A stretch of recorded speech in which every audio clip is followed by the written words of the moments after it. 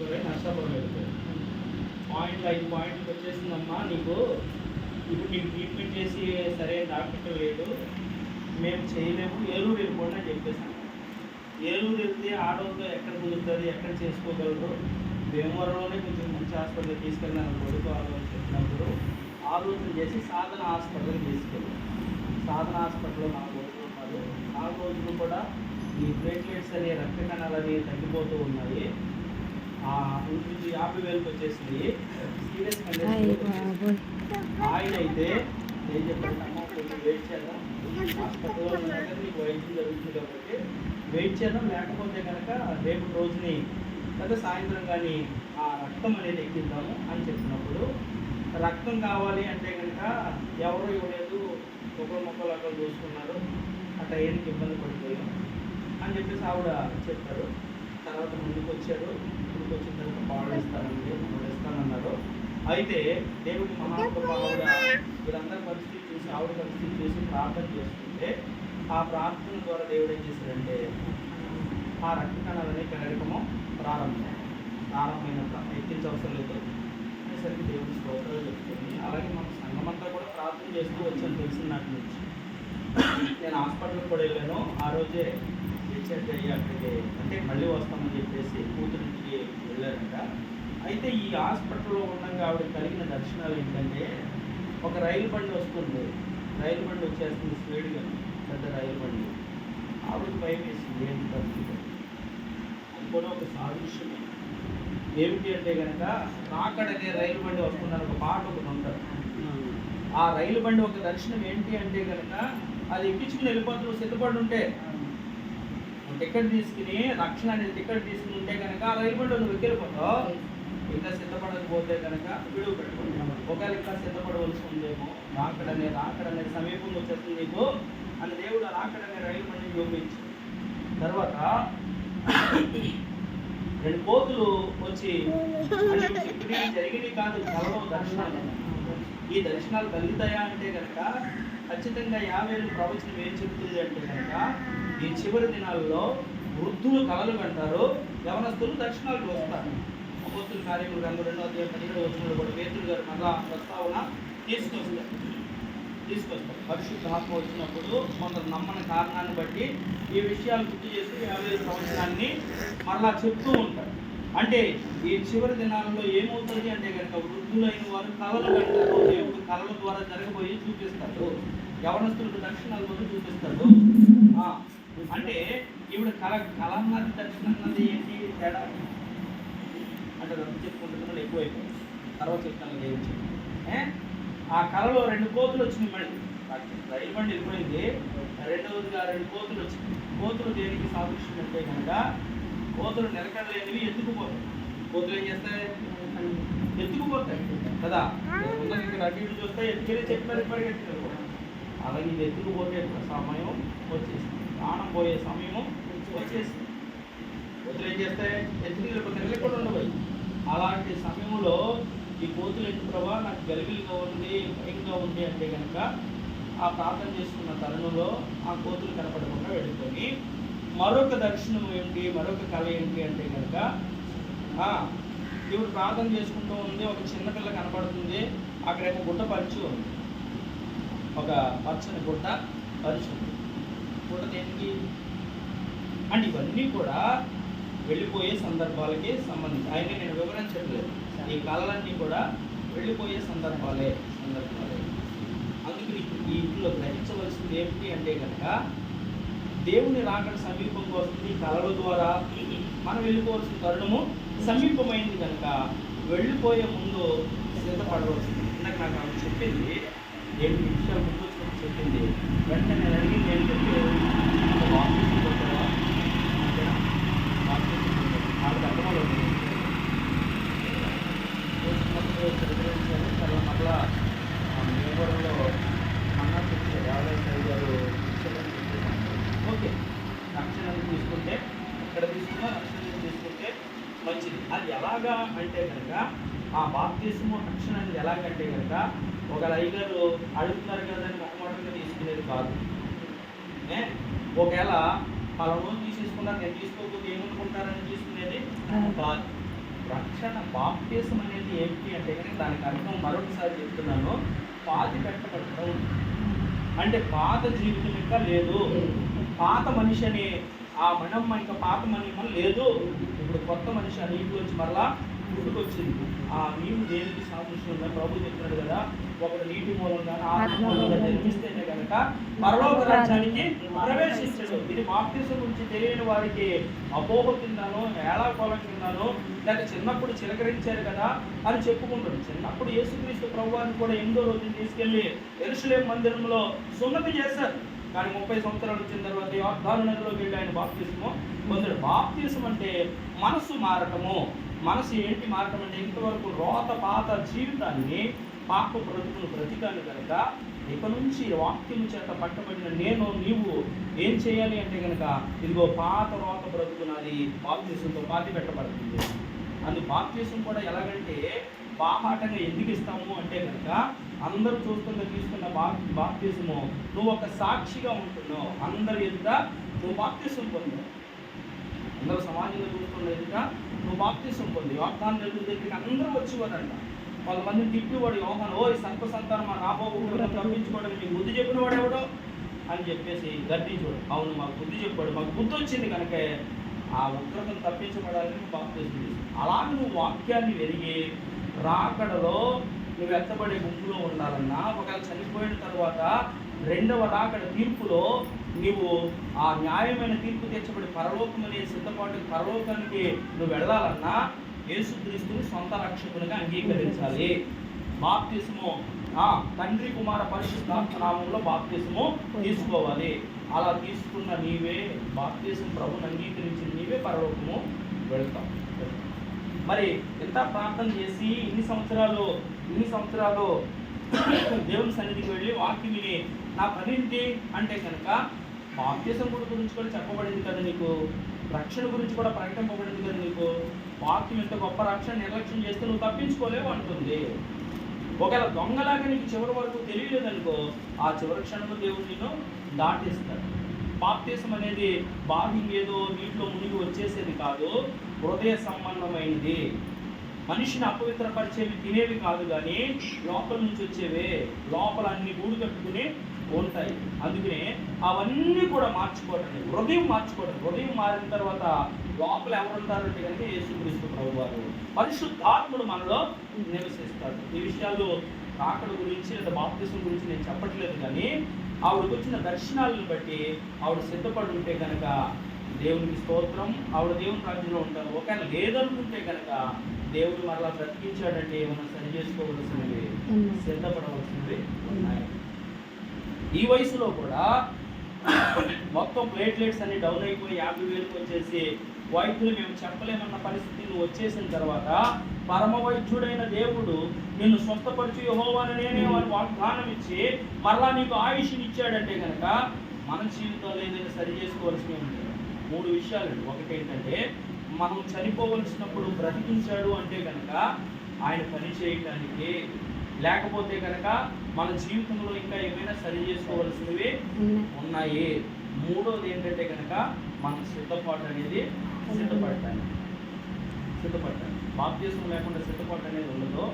లేకపోతే మరలా మరణంలోంచి బ్రతికించాడంటే ఇలా సాక్ష్యం చెప్పి ఫలానా దినాలలో ఫలానా తారీఖున నేను చనిపోవలసిందని బ్రతికించాడు నా దేవుడు, నన్ను బ్రతికించింది నా ప్రభు, నేను ఆరాధిస్తున్న ప్రభుని సాక్షిగా ఉండటానికి.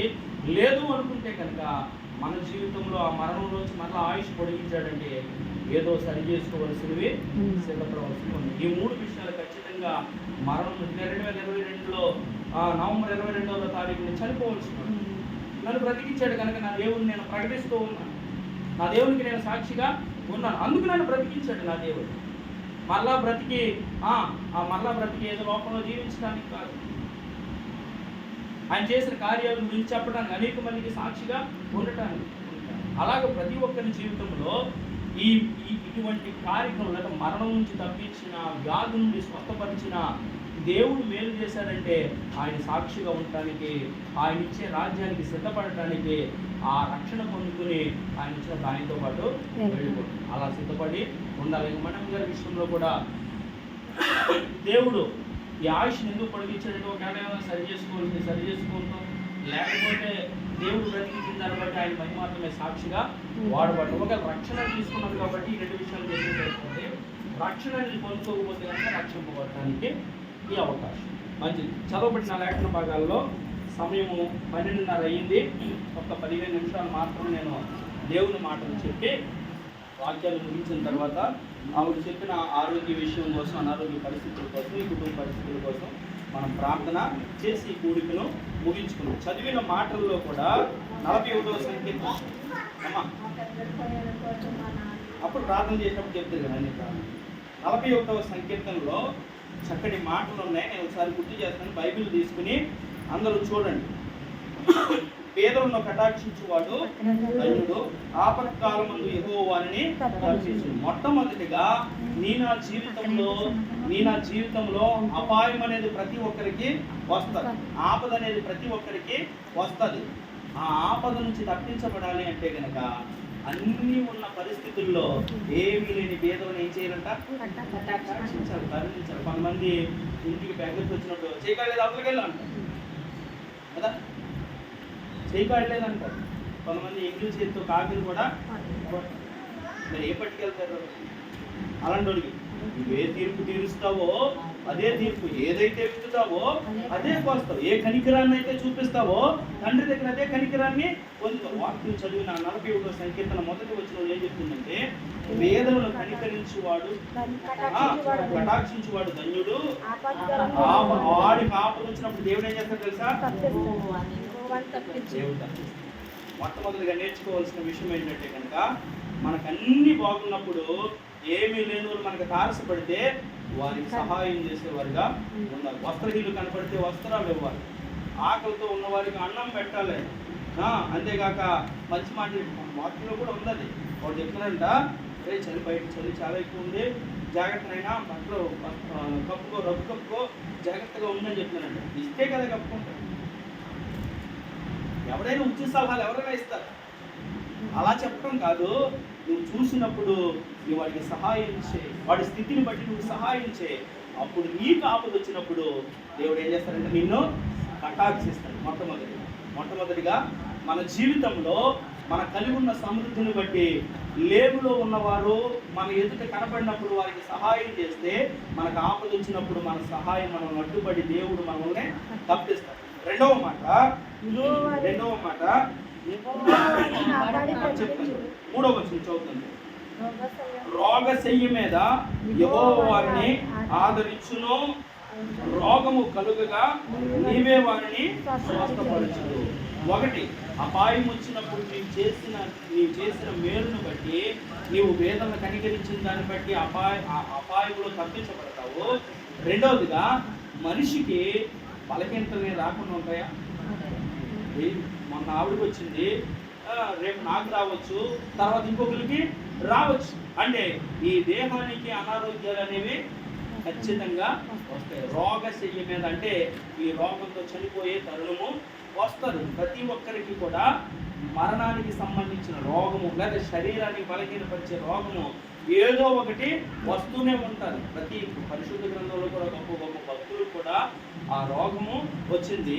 ఇక ఆ దేహాన్ని బట్టి కలిగిన ఆ గాయాలను బట్టి వాక్యం ఏం చెప్తుంది తెలుసా? ఆయన మొత్తబడిన వాడిగాను వ్యాధిగ్రస్తుడుగాను మార్చబడ్డాడు అని చెప్తుంది. ఆయన పొందిన దెబ్బల చేత మనకే స్వస్థత ఉన్నది. ఎందుకు ఈ మాట చెప్తున్నానంటే, మొట్టమొదటిగా దీనులైన వారిని, లేకపోతే చెప్పిన మాట అంటే పేదలైన వారిని నువ్వు కటాక్షించే మనసు నీకుంటే కనుక, పెట్టే మనసు నీకుంటే కనుక, మానవుడు అనేవాడికి భూమి మీద ఏదో టైంలో ఖచ్చితంగా అపాయం అనేది వస్తుంది. ఎందుకంటే అపాయం కలిగి చేసే దుష్టుడు తన సమూహంతో తిరుగుతూ ఉన్నాడు. అప్పుడు నీవు తప్పించబడాలి. యెహోవా దేవుడు నేను తప్పించాలి అంటే కనుక నీవు అటువంటి వారిని కటాక్షించే వ్యక్తిగా ఉండాలి. రెండవదిగా, మానవుడు అనేవాడికి పీల్చే గాలిని బట్టి రోగాలు, తినే తిండిని బట్టి రోగాలు, తాగే నీళ్ళని బట్టి రోగాలు కదా. వేసుకున్న ఏదో సామెత చెప్తారు కదా, కొండ నాలుగు ముందే అయితే కొండ నాలుగు పోయింది అంటే లోన కొండ నాలుగు అని గొంతుకు దగ్గర అది మింగి దానికి ఎక్కువగా ఉన్నది, దానికి మందు వేస్తే ఈ నాలుగు పోయింది.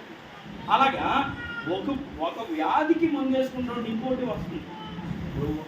డాక్టర్ ఏం చెప్తారంటే పెయిన్ కిల్లర్స్ ఎక్కువగా వాడదు, అంటే నొప్పుల బిళ్ళలో ఎక్కువ వాడదు. మనం ఏం చేస్తామంటే డాక్టర్ దగ్గరికి వెళ్తాం ఎందుకులే అని చెప్పేసి నొప్పుల బిళ్ళ ఒకటి ఇవ్వండి అంటే, తలనొప్పి వచ్చినా ఒళ్ళు నొప్పి వచ్చినా ఏమొచ్చినా నొప్పుల బిళ్ళ ఒకటి ఇవ్వండి. తింటాం ఆ నొప్పుల బిళ్ళలు అంటే అన్నీ కూడా కిడ్నీ మీద చూపిస్తాయండి, కిడ్నీల మీద చూపిస్తాయండి. నువ్వేంటి పెయిన్ కిల్లర్స్ ఎక్కువ వాడేసరికి నీ కిడ్నీ పోయింది అక్కడ పెడతావు. ఇంకో విషయం ఏంటంటే మనం తెలుసుకోవాల్సింది, ఏ అవయవానికైనా ఏదైనా రోగం వస్తే లేదా గుండెకి రోగం వచ్చినా తెలుస్తుంది, కానీ కిడ్నీలకు రోగం వస్తే 90% పాడైపోయేదాకా మనకే తెలియదు. ఎందుకంటే ఎప్పుడు మొదట బాగున్నప్పుడు ఎలా పనిచేస్తాయో 90% పాడైపోయినప్పుడు కూడా అలాగే పనిచేస్తాయి. ఆ చివరి 10%లో మాత్రమే తెలుస్తుంది. అందుకనే ఏమన్నప్పుడు చాలామంది డయాలసిస్కి వెళ్ళిపోతున్న కారణం ఏంటంటే కిడ్నీలు గమ్ములు బయటపడవండి. ఎందుకు ఈ మాట చెప్పకుండా వైద్యులకు వెళ్ళిపోతున్నాం మనము అంటే కనుక, మానవుడు అనేవాడికి పీల్చుకున్న గాలో, తాగుతున్న నీరు, తింటున్న ఆహారము ఏదో ఒక రోగం ఈ దేహానికి కలుగుతుంది. రెండవదిగా దేవుడు ఏం చెప్తున్నాడంటే రోగశయ్య మీద యెహోవాని ఆదరించును, రోగము కలుగా నీవే వారిని స్వస్థపరచును. ఎప్పుడు స్వస్థపరుస్తాడు, ఎప్పుడు ఆదరిస్తాడు అంటే కనుక మొట్టమొదటి మాటను గుర్తుపెట్టుకోవాలి. ఏదైనా నీవు కటాక్షించే మనసు కలిగిన వ్యక్తిగా, కటాక్షించే వ్యక్తిగా ఉంటే కనుక అపాయం వచ్చినప్పుడు తప్పిస్తాడు. రెండవదిగా రోగం వచ్చినప్పుడు ఆయనే, నువ్వు రోగశయ్య అంటే మరణ పడకలోకి వెళ్ళిపోతే ఆయన నిన్ను స్వస్థపరుస్తాడు. లింక్ ఉంది చూడండి. ఏంటి లింక్ అంటే కనుక నీ తోటి వారిని ప్రేమించాలి. చూస్తున్నాం, ఎవరు చేయించాల్సిన దగ్గర చేసిన ఖచ్చితంగా మన దగ్గర ఉంటే కనుక మనము ఇవ్వాలి. ఎందుకు మనం చేయించాల్సి కూడా మనలాంటి మనిషి. ఆడికి ఏమీ లేని చేయించాల్సిన స్థితి ఆడుకుంటే ఇచ్చే స్థితి మనకి ఇచ్చాడు. ఇచ్చే స్థితిని కూడా నువ్వు కలిగి ఉండి ఇవ్వలేకపోతే కనుక దేవుడు దాన్ని లెక్క కడతాడు. ఎందుకంటే వాక్యం ద్వారా ప్రభు ఏం చెప్తున్నాడంటే, నేను ఆకలి కొన్నాను, నువ్వు నాకు అన్నం పెట్టావా అంటున్నాడు. నేను వస్త్రహీనునై ఉన్నాను, నీవు నాకు వస్త్రం ఇచ్చావా? నేను సెరసాల్లో ఉన్నాను, నన్ను చూడవచ్చావా? నేను హాస్పిటల్లో ఉన్నాను, నన్ను రోగమై ఉన్నాను, పరామర్శించి వచ్చావా అంటే అలా అంటున్నారా? ఇదేంటి ప్రభు, ఎప్పుడు నువ్వు మాతో ఉంటే నువ్వెప్పుడు హాస్పిటల్కి వెళ్ళావు, నువ్వెప్పుడు వస్త్రాలు లేకుండా ఉన్నావు, నువ్వెప్పుడు ఆకలి కొన్నావయ్యా, మేము ఇవ్వలేకపోతాకి అంటే కనుక మీ ఇంటికి లేదా మీ ఎదుటి వారికి అనేక మంది రూపంలో నేను వచ్చాను. అనేక మంది రూపంలో ఒక బెగ్గరింగ్ చేసేవాడుగా నువ్వు పెడతావా లేదని వచ్చాను. లేకపోతే ఒక వస్త్రహీనుడిగా నీవు అన్ని జతలు బీరువాలో పెట్టుకుంటే పాత్రైనా ఒకటి ఇస్తావా లేదని వస్త్రహీనుడిగా వచ్చాను. లేకపోతే నీకు తెలిసిన బంధువుగా నేను ఇబ్బందుల్లో ఉన్నాను. బంధువులు ఇబ్బందుల్లో ఉన్న కొంతమంది ఎవరు, నీకు తెలిసిన వ్యక్తిగా ఒక సంఘపు బిడ్డగా నేను హాస్పిటల్లో ఉన్నాను, అప్పుడు కూడా నువ్వు రాలేదు. నీ సహోదరులో ఒకరికి చేస్తే నాకు చేసినట్లే వాళ్ళకి చేయలేదు, నాకు కూడా చేయలేదు కదండి.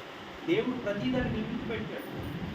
మన సహోదరుని మనం ప్రేమిస్తే, పేదవారిని కటాక్షిస్తే మొదటిగా నీకు అపాయం వచ్చినప్పుడు తప్పించబడతావు.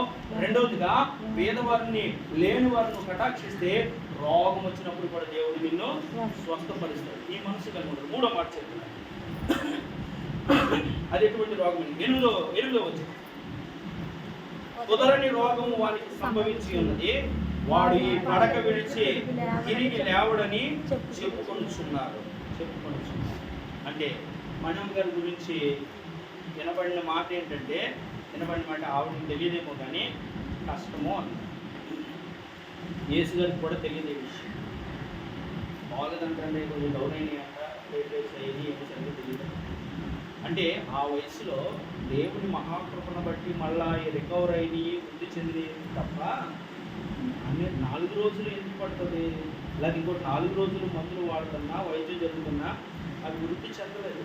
50,000కి దిగిపోయి అంటే అలా డౌన్ అయిపోతూ ఉంటే మనిషిని తెలియదు. ఆవిడ గురించి ఏంటంటే ఎంత వయసు కదా, ఏమన్నారంటే ఎలా ఉంటుందో ఏంటో అంటే దానికి అర్థం ఏంటి? పరిస్థితి క్రిటికల్గా అదే మాటగా చెప్తున్నాడు. కుదరని రోగం వాడికి సంభవించి ఉన్నది, వాడి పడక విడిచి ఇంకా తిరిగి లేవని చెప్తున్నాడు. కానీ ఆవిడ నాకు మాట చెప్పాడు కదా, బతికితే కనుక నన్ను బతికిస్తే కనుక సంఘంలోకి తీసుకెళ్ళి, గ్రామానికి తీసుకెళ్ళు, నేను అందరి ముందు సాక్ష్యం చెప్పుకుంటాను అని అన్నారు కదా. అందుకనే దేవుడు మళ్ళీ అవకాశం వాళ్ళ మనుషులు నేను చూసి కుదరని రోగం వచ్చింది, మీ పని అయిపోయింది అని అనుకున్నా కానీ వాక్యం ఏం చెప్తుంది తెలుసా? నీవన్నీ కలిగి ఉన్నప్పుడు వేరులను కటాక్షించావు కనుక కుదరని రోగం వచ్చింది నేను బాగు చేస్తాను. మనుషులు ఎన్ని అనుకున్నా కానీ వాళ్ళ ముందు నేను మళ్ళీ సజీవుడిగా నేను నిలబెడతానంటున్నాడు. మనుషులకు అసాధ్యం, వైద్యులకు అసాధ్యం, కానీ దేవుడికి సమస్తము ఉన్నది లేనట్టు లేనిది ఉన్నట్టు చేయగలడు. ఇంకా రక్తం ఎక్కించాలని ఫిక్స్ అయిన డాక్టర్లు ఏం చెప్పారు? అవసరం లేదని చెప్పారు. చూసారా డాక్టర్లు ఏంటి, ఇంకా ఈ 4 రోజులు బట్టి ట్రీట్మెంట్ చేసిన అవ్వలేదు కాబట్టి ఖచ్చితంగా బ్లడ్ ఎక్కించారు, బ్లడ్ చూసుకోండి అని చెప్పేశారు. కానీ అప్పటికప్పుడే దేవుడు ఏం చేశాడు? అంటే లేనిది ఉన్నట్టు లేదంటే చేయగలిగిన వాళ్ళు దేవుడు మనుషులు అనుకుంటారు ఇంకా లేవలేరు అనుకుంటారు, కానీ దేవుడు లేపి బాగు చేసి సాక్షిగా నిలవబడ్డాడు. అందుకు అప్పుడు చెప్పిన మాట 9వ వచనం చెప్పండి, నేను నమ్ముకున్నాను నా హితుడు నా ఎంత భోజనం చేసిన వాడు. అంటే దేవుడిని నమ్ముకున్న హితుడిని ఎవరు కూడా మొట్టమొదటిగా నేను చెప్పిన మాట ఏంటంటే, వేదనను కటాక్షించేవాడు అపాయంలో తప్పించబడతాడు, వేదనను కటాక్షించేవాడు రోగంలో బాగు చేయబడతాడు, వేదనను కటాక్షించేవాడు మరణ పడకలోనికి వెళ్ళిపోయిన దేవుడు మరలా లేవను. ఒక్క సందర్భాన్ని నేను చూపించేసి వాక్యాన్ని ముగిస్తాను. దినవృత్తాంతముల మొదటి గ్రంథము చూడండి. దినవృత్తాంతముల మొదటి గ్రంథము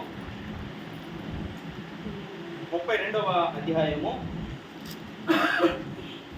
24వ వచనం నేను చదువుతున్నాను. 386వ పేజీ, 386వ పేజీ తీసుకోండి, నేను చదువుతాను.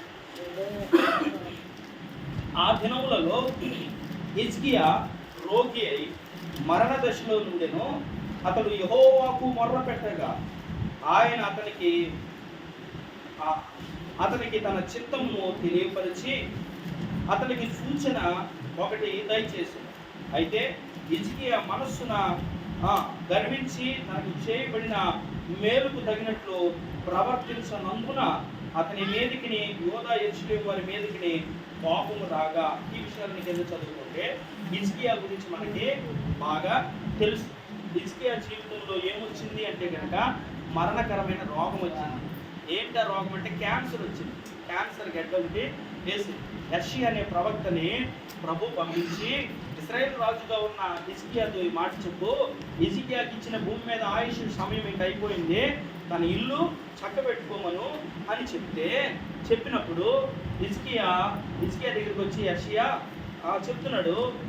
ఆమోజు కుమారుడైన యెషయా వచ్చి, హిజ్కియా నీ పని ఇంకా దేవుడు లెక్క చూస్తాడు, నీ సమయం అయిపోయింది కనుక ఇంకేమైనా సిద్ధపడే వాళ్ళకి సిద్ధపడు అని చెప్తూ ఉంటే, ఆ సమయంలో హిజ్కియా ఏం చేశాడంటే గోడ వైపు తిరిగి పశ్చాత్తాపడి తను తగ్గించుకుని, ప్రభువా నీ ఎదుటి నేను ఎలా జీవించానో నీకు తెలుసు కదా, నా బ్రతుకు ఎటువంటిదో నీకు తెలుసు కదా అని పశ్చాత్తాపడ్డాడు. పశ్చాత్తాపడితే మన దేవుడు ఏంటంటే తెలుసా, అన్నిటికీ కరిగిపోతాడు.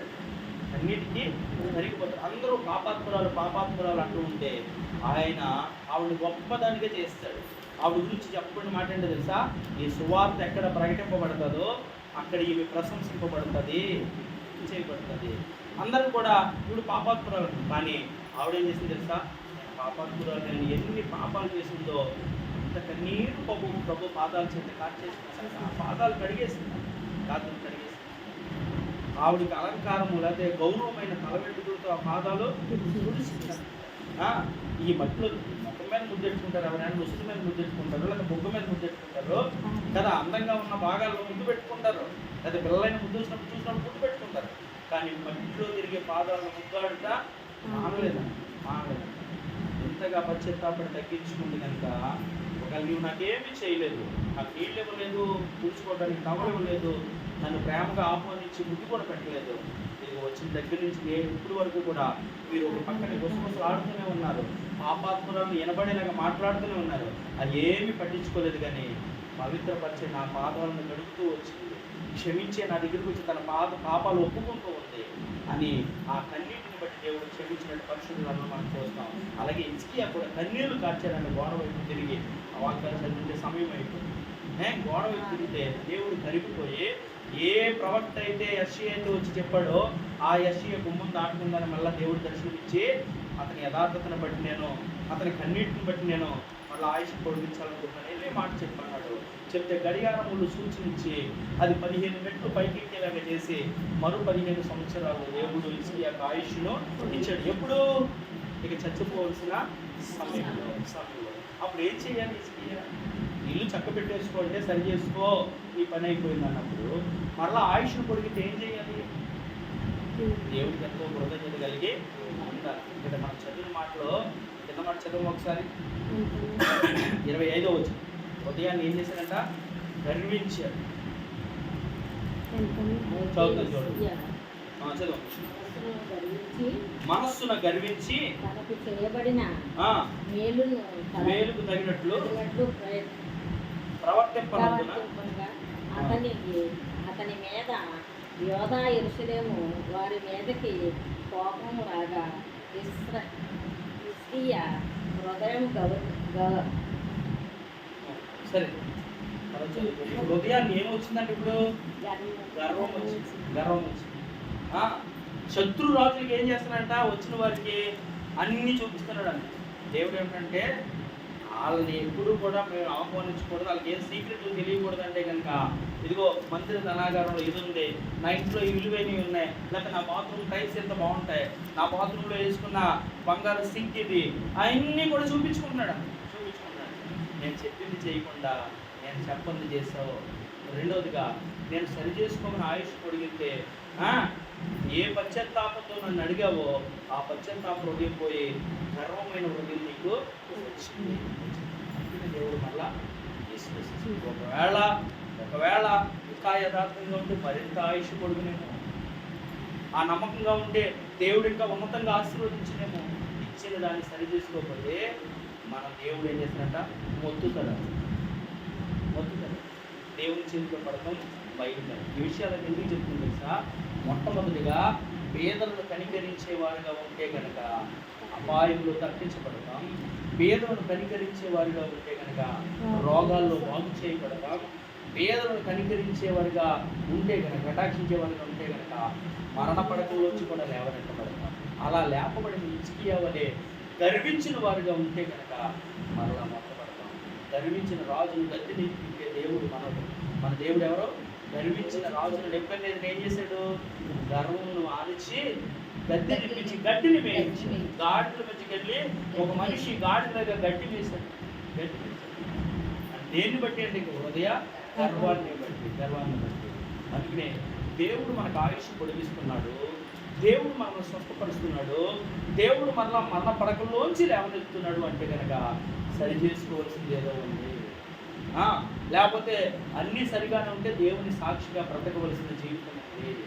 అలా బ్రతుకుతూ ఉంటూ కూడా రక్షణ అనేది లేకపోతే కనుక పరలోకాన్ని చేర్చే రక్షణ తీసుకోవలసిన అవసరం. అర్థమైందని నేను చెప్పిన మాట 3 విషయాలు చెప్పాను.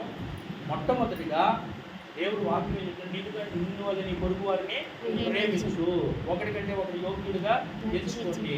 ఆ పొరుగువాడు పేదవాడు నీ దగ్గర కనపడినప్పుడు, నీకు తారసపడినప్పుడు నీకున్న దాంట్లో కొంతమంది ఇచ్చే కదా మన ఆస్తి రాసిచ్చేద్దామా? ఎవరో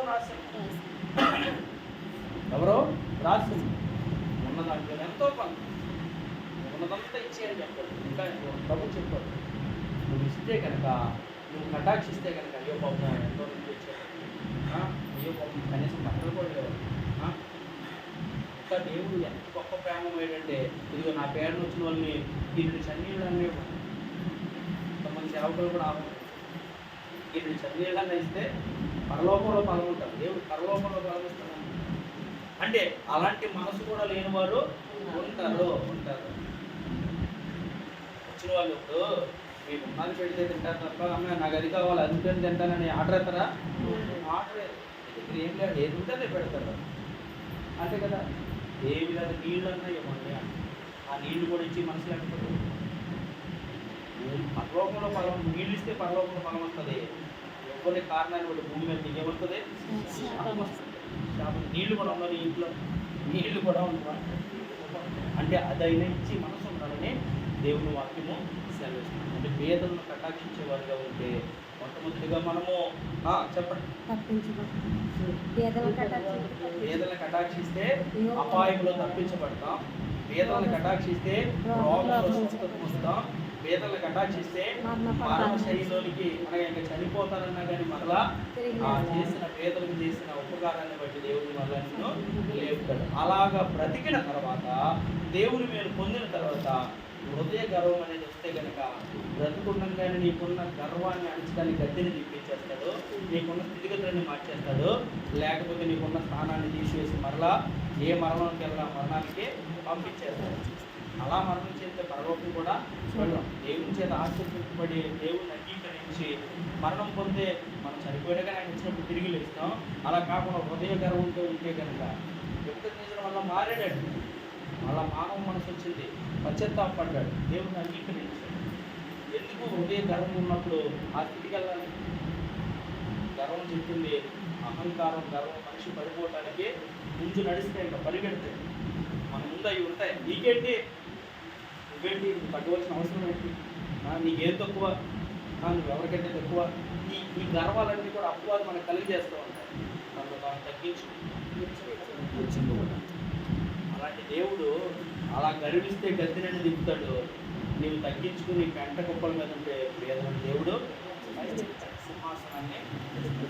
ఈ విషయాల్లో పేదలను కటాక్షించేవారుగా ఉండాలి. దేవుడు స్వస్థపరిచిన తర్వాత ఆయనకు సాక్షులుగా ఉండాలి. ఆ జీవితకాలం కూడా ఈ మేలు మర్చిపోకుండా ఉండాలి. ఉంటే కనుక మరింత ఆయుష్ను పొడిగిస్తాడు.